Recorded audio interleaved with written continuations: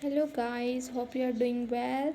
Today we have very interesting video as you have seen from the content. So many people are curious about medical MBBS subjects or MD subjects. So I will tell you. सबसे पहले तो first of all ये कि हमारे पास different countries में different subjective wise different तरीके से पढ़ाया जाता है। कुछ में सब्जेक्टिव वाइज और कुछ में सिस्टम वाइज।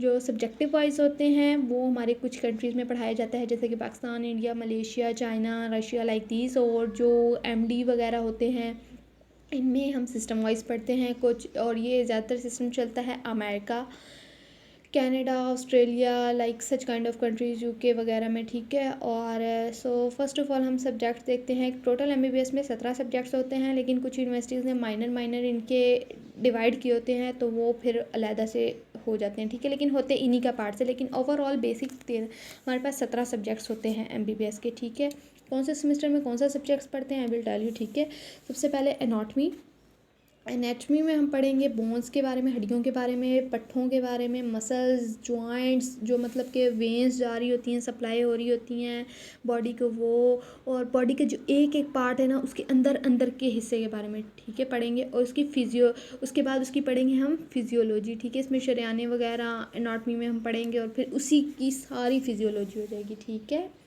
और फिर इसके बाद हम पढ़ेंगे, जैसे कि नेम से फेमिलियर है, बायोकेमिस्ट्री, बायोकेमिकल्स रिएक्शन जो बॉडी में होते हैं। ठीक है, उनके बारे में पढ़ेंगे। ठीक है, और फिर पढ़ेंगे फार्माकोलॉजी और पैथोलॉजी। ठीक है, फार्माकोलॉजी में हम मेडिसिन के फार्मूले वगैरह हमारे पास आ जाते हैं। ठीक है, वो पढ़ेंगे डिफरेंट डिजीज़ से रिलेटेड। ठीक है, पहले डिफरेंट डिजीज़ होगा कार्डियोवैस्कुलर में, मतलब कौन कौन सी मेडिसिन दे सकते हैं, किस तरह दे सकते हैं, blockers like such kind of things. ठीक है, जो मेडिसिन के नीचे हमारे पास फार्मूला लिखा होता है जिसको हम साल्ट कहते हैं, वो होता है हमारा फार्माकोलॉजी में। और फिर आ जाता है पैथोलॉजी में हम पढ़ेंगे पैथोजेंस के बारे में, जरासीमों के बारे में। पैथोजेंस ह्यूमन बॉडी में बहुत सारे पैथोजेंस होते हैं जो हम लैब रिपोर्ट में करवाते हैं, तो जो हमें नहीं पता होता वो लैब रिपोर्ट्स में आ जाता है, वो सारे पैथोजेंस आते हैं। ठीक है, अच्छा, अब मैं बताती हूँ जो एनाटमी, फिजियोलॉजी और बायोकेमिस्ट्री है ना, ये कुछ यूनिवर्सिटीज़ में फर्स्ट सेमेस्टर, फर्स्ट प्रोफ या फर्स्ट मॉड्यूल में पढ़ाई जाती है, और कुछ यूनिवर्सिटीज़ में सब बेसिक एक साथ पढ़ा दी जाती है। इसको हम कहते हैं बेसिक सब्जेक्ट्स। 5 होते हैं, anatomy, physiology, biochemistry, pharmacology, pathology and microbiology. Microbiology में हम माइक्रो ऑर्गेनिजम्स के बारे में पढ़ेंगे, जैसे बैक्टीरिया, वायरसेस। ठीक है, इकोलाई बैक्टीरिया और स्टेप्टोकोकाई लाइक दिस। ठीक है, और इनके डिटेल्स पढ़ते हैं। ठीक है, कौन से बैक्टीरिया, शिजेला, साल्मोनेला किस तरह अफेक्ट करते हैं, ये वो इनकी आगे से डिटेल्स है। ठीक है, अच्छा, अब बताती हूँ कि कुछ यूनिवर्सिटीज़ में मैं बता रही थी कि 3 सब्जेक्ट्स पढ़ाते हैं, और कुछ में ये पाँचों के पाँचों पढ़ा देते हैं। ठीक है, फर्स्ट सेमेस्टर है, इनको कहते हैं हम बेसिक सब्जेक्ट। ठीक है, ये हमारी बुनियाद होती है। सबसे पहले ये पढ़ेंगे, इससे आगे जितना भी है ना फिर सब इसी से रिलेटेड होगा। आपने ये पढ़ लिया so it won't be difficult for you. ठीक है, इनके प्रैक्टिकल्स भी होंगे, लैब में लैब का काम वगैरह होता है। अच्छा, और कुछ यूनिवर्सिटीज़ ने इन्हीं सब्जेक्ट्स को फर्दर डिवाइड किया होता है माइनर में। ठीक है, कुछ में हिस्टोलॉजी होता है, अबाउट टिश्यूज़ के बारे में, एम्ब्रियोलॉजी पढ़ना होता है, साइटोलॉजी सेल्स के बारे में पढ़ना होता है। कुछ ने बैक्टीरियोलॉजी को, माइक्रोबायोलॉजी को बैक्टीरियोलॉजी में डिवाइड किया होता है, वायरोलॉजी में डिवाइड किया होता है, इम्यूनोलॉजी में वाइड डिवीजन की होती है। ठीक है, तो लेकिन बेसिक्स हमारे पास फिर भी यही है। ठीक है, ये तो कुछ यूनिवर्सिटीज़ ने किया होता है और कुछ ने नहीं किया होता, वो फर्दर बात की बात है। ठीक है, फिर उसके बाद हमारे पास आ जाता है क्लिनिकल सब्जेक्ट।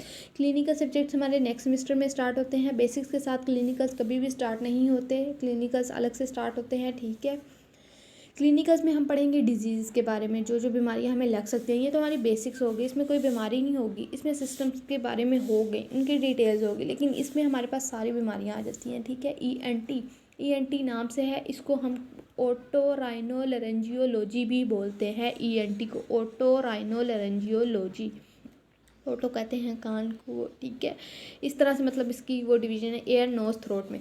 ठीक है, अब ENT में हम पढ़ते हैं जो हमारे गले से रिलेटेड सारी बीमारियां हैं, नाक से रिलेटेड या मतलब कान से रिलेटेड, कान में हमारे ये बीमारी हो गई है, कान में ये बीमारी हो गई है।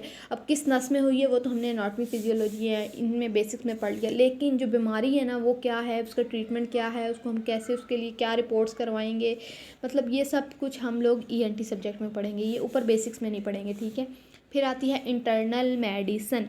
इंटरनल मेडिसिन में हमारे पास सारी डिफरेंट बीमारियाँ आती हैं मेडिसिन रिलेटेड, जैसे अस्थमा, सारी बीमारियाँ सबसे पहले इसी में आती हैं इंटरनल मेडिसिन में, ठीक है। अस्थमा हो गया हमारे पास उसकी बीमारी हो गई, दिल की बीमारी हो गई, और मतलब इस तरह से जो सारी बीमारियाँ आ जाती हैं first of all internal medicine में होती है, ठीक है। इनके हम प्रैक्टिकल्स नहीं करते, इनके हम वार्ड्स करते हैं, ठीक है, हॉस्पिटल वार्ड्स। फिर इसके बाद आता है ऑब्स्टेट्रिक्स और गायनाकोलॉजी, ठीक है। ऑब्स्टेट्रिक्स में हम क्या पढ़ेंगे, ऑब्स्टेट्रिक्स में हम पढ़ते हैं मतलब कि जो गायनी से रिलेटेड, औरत के अंदर फीमेल रिलेटेड जो बीमारियां होती हैं ना वो पढ़ते हैं, जैसे कि प्लासेंटा की बीमारी हो गई या इस तरह से मतलब कि हो गई, और या मतलब हिस्टेक्टोमी वगैरह के केसेस होते हैं, ये सब ऑब्स्टेट्रिक्स में आ जाता है। गायनाकोलॉजी में डिफरेंट आता है, सी सेक्शन वगैरह, ओवरी की problem, ovarian cancer, like such kind of things, ठीक है। ये एक ही सब्जेक्ट तकरीबन में मर्ज करके पढ़ाते हैं इसे, ठीक है। और इसके बाद आता है सर्जरी। सर्जरी हमारे पास, सर्जरी में जनरल सर्जरी में हमारे पास, हम ये नहीं कि हम सर्जरियाँ करने बैठ जाते हैं, हमें मतलब बताया जाता है कि पहले आपने क्या करना है, सर्जरी का एक बाकायदा प्रोसीजर बताया जाता है। उसके बाद डिफरेंट चीज़ों की जो सर्जरी होती है वो बताते हैं, जैसे कि हार्ट सर्जरी होती है, जनरल सर्जरी है तो इसका मतलब हर टाइप की सर्जरी इसमें इंक्लूड है। कार्डियक की भी हो सकती है, न्यूरो की भी हो सकती है, उसमें हमारे पास गैस्ट्रो की भी हो सकती है, लीवर की हेपेटो सर्जरी भी, हेपेटोबिलियरी सर्जरी भी हो सकती है, अपेंडिक्स की हो सकती है, मतलब किडनी की हो सकती है, हर चीज़, ठीक है। मतलब इसको भी आगे फर्दर लोगों ने डिवाइड किया है न्यूरोलॉजी में, फिर उसके बाद नेफ्रोलॉजी में, गुर्दों से रिलेटेड, मतलब कुछ जगहों पर डिवीज़न हुई है, ठीक है। चलो वो तो आगे एमडी वालों का मैं बताती हूँ यूरोपियन कंट्रीज़ में कैसे डिवीज़न हुई है। उसके बाद आ जाता है ऑप्थल्मोलॉजी। ऑप्थल्मोलॉजी में हम आँख के बारे में, आँख के रेटिना वगैरह के बारे में, आईबॉल वगैरह के बारे में, जितने डिजीज़ है वो सारी बीमारियाँ, उनके ट्रीटमेंट और उनकी डायग्नोसिस, फिजिकल एग्जामिनेशन, ये सब कुछ देखते हैं सब्जेक्ट में, ठीक है। उसके बाद आ जाता है ऑर्थोपैडिक। ऑर्थोपैडिक होता है हड्डियों का, और इसके बाद हम हड्डियों में पढ़ते हैं, मतलब हड्डियों से रिलेटेड जो जो बीमारियाँ, हड्डी टूट गई ये वो ETC, ये सारा हड्डियों में होगा, ठीक है। उसके बाद आता है पीडियाट्रिक्स। पीडियाट्रिक्स जो होता है बच्चों से रिलेटेड होता है, पीडियाट्रिक्स मेडिसिन भी होता है, पीडियाट्रिक्स सर्जरी भी होता है, ठीक है। पीडियाट्रिक मेडिसिन में जैसे हम इंसानों की मेडिसिन होती हैं, इस तरह मेडिसिन रिलेटेड डिजीज़ होते हैं, इस तरह पीडियाट्रिक्स में भी होते हैं, और लेकिन उनकी डोज, ट्रीटमेंट सब कुछ डिफरेंट होता है, ठीक है। इसलिए हम इसको सब्जेक्ट्स को डिफरेंट तौर पे पढ़ते हैं, ठीक है। उनकी इम्यूनिटी के हिसाब से, बच्चों की एज के हिसाब से, इसमें एज बहुत मैटर करती है, और सर्जरी भी इसमें हर तरह इंसानों, बड़े मतलब एडल्ट्स वाली हो सकती हैं, लेकिन मतलब उनका प्रोसीजर डिफरेंट होता है, ठीक है। एनेस्थीसिया आ गया, इसको कहते हैं बेहोशी वाला सब्जेक्ट, ठीक है। इसमें हम पढ़ेंगे मतलब बेहोशी में कौन सी मेडिसिन देनी चाहिए, तब मसल रिलैक्सेंट्स, उसको पेन किलर, पेन पहले हो सकती है, पेन बाद में हो सकती है, अगर बेहोशी के दौरान, अगर ऑपरेशन के दौरान मरीज़ को मतलब कुछ हो रहा है तो हम कैसे उसको मैनेज करेंगे, उसको कैसे ट्रीट करेंगे, BP हाई हो जाता है, हार्ट रेट हाई हो जाता है, भाई कुछ भी हो सकता है, ठीक है। तो वो एनेस्थीसिया वालों का काम होता है। एनेस्थीसिया में हम ये पढ़ेंगे। रेडियोलॉजी। रेडियोलॉजी होता है जो हमारा ये लैब का मतलब अक्सर काम होता है। लैब में हम क्या करते हैं, मतलब जो हमने रिपोर्ट्स पढ़नी है, जैसे कि ये हो गई CBC वगैरह नहीं, वो तो हम पैथोलॉजी वगैरह में पढ़ेंगे, वो पैथोजेंस में आ जाती है। रेडियोलॉजी में एक्सरे, CT स्कैन, MRI वगैरह ये हमें करना, पढ़ना सिखाया जाता है, ठीक है। और इसका मकसद, ठीक है। डर्माटोलॉजी में स्किन के जितने डिजीज़ होते हैं हम वो पढ़ते हैं, ठीक है। ये माइनर सब्जेक्ट्स में आ जाता है। इसके भी वार्ड्स होते हैं, साइकेट्री, नफ्सियाती बीमारियां जो होती हैं दिमाग से रिलेटेड, ठीक है। मतलब कि कोई सोचता ज़्यादा है, कुछ को वैसे आवाज़ें आ रही होती हैं, सच काइंड ऑफ डिजीज़, ठीक है, कुछ भी आप कह सकते हो, ठीक है। इसके बाद कुछ यूनिवर्सिटीज़ में मतलब ये सारे हमारे यहाँ 17 की 17 की लिस्ट साइकेट्री पे ख़त्म हो जाती है, लेकिन कुछ यूनिवर्सिटीज़ में पढ़ाया जाता है इमरजेंसी मेडिसिन, जैसे कि मतलब कि बहुत कोई क्रिटिकल पेशेंट है, आप रास्ते में जा रहे हो, आपको बहुत क्रिटिकल हार्ट का पेशेंट लेकर आए, उसको हार्ट अटैक हुआ है, उसको आप कैसे इमरजेंसी तौर पे मैनेज करोगे, ठीक है। First aid like you can say, ठीक है। कंप्रेशन वगैरह ये सब कुछ तरीके इसमें बताए जाते हैं। कोई जहर पी लेता है, कोई जहर खा लेता है, तो उसमें ये सब कुछ इमरजेंसी मेडिसिन में आ जाता है, ठीक है। पॉइजनिंग हो जाती है, इमरजेंसी केसेस। हिस्टोलॉजी, एम्ब्रियोलॉजी और वायरोलॉजी और साइटोलॉजी पहले मैं बता चुकी हूँ, ठीक है। ये टोटल 17 सब्जेक्ट्स हैं MBBS के, ठीक है। अब इसके बाद मैं आपको बताती हूँ कि यूरोप में कैसे पढ़े जाते हैं। यूरोपियन कंट्रीज़ में हमारे पास इस तरह से होगा कुछ। ठीक है। सबसे पहले हमारे पास आता है कार्डियोवैस्कुलर सिस्टम, जिसके बारे में आप हार्ट के बारे में हार्ट की सारी डिटेल पढ़ोगे, और मतलब कि फार्माकोलॉजी से लेकर आप उसकी मतलब आप उसकी एनाटॉमी, फार्माकोलॉजी तो नहीं, आप उसकी एनाटॉमी से लेकर आप उसकी मतलब कि सब उसकी डिटेल्स पढ़ोगे। एनाटॉमी भी, उसकी फिजियोलॉजी भी, उससे रिलेटेड हिस्टोलॉजी भी, उससे रिलेटेड मेडिसिन भी, उससे रिलेटेड सर्जरी भी, ठीक है।